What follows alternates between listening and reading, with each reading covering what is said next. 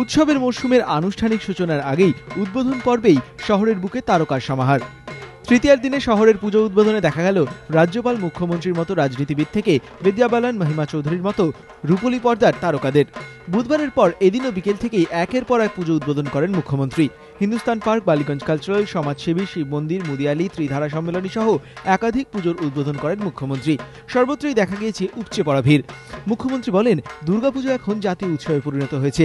দেশ বিদেশ থেকে বহু মানুষ কলকাতায় আসেন পুজো দেখতে, তাই তারা যাতে ফিরে শহরের সুনাম করেন তা দেখার দায়িত্ব যেমন পুলিশের, তেমনি রাজ্যবাসীরও।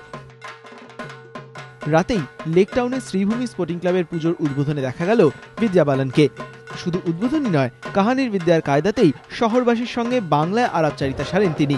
পা মেলান গানের ছন্দেও।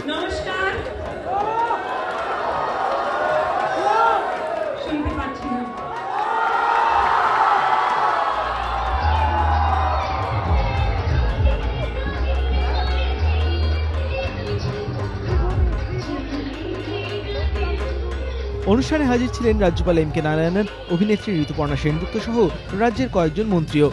এদিন কাকুরগাছি নবোদয় পল্লীর পুজো উদ্বোধনে হাজির ছিলেন অভিনেত্রী মহিমা চৌধুরী ও রঞ্জিত বেদি। এদিন মহিমা চৌধুরী লেকটাউনের রাধাগোপালের মন্দিরেও উদ্বোধন করেন। অন্যদিকে তৃতীয়ার সন্ধ্যায় লেকটাউন নেতাজি স্পোর্টিং ক্লাব ও সল্টলেক এফডি ব্লকের পুজো উদ্বোধন করেন ভিভিএস লক্ষ্মণ। পুজো এই প্রথম কলকাতায় লক্ষ্মণ। পুজো উদ্বোধনে এসে অভিভূত তিনি। কোন্নগরের দক্ষিণ পাড়া সার্বজনীন দুর্গোৎসবের উদ্বোধন করেন গায়ক কুমার শানু। এই পুজো এবার 60 বছরে পা দিল।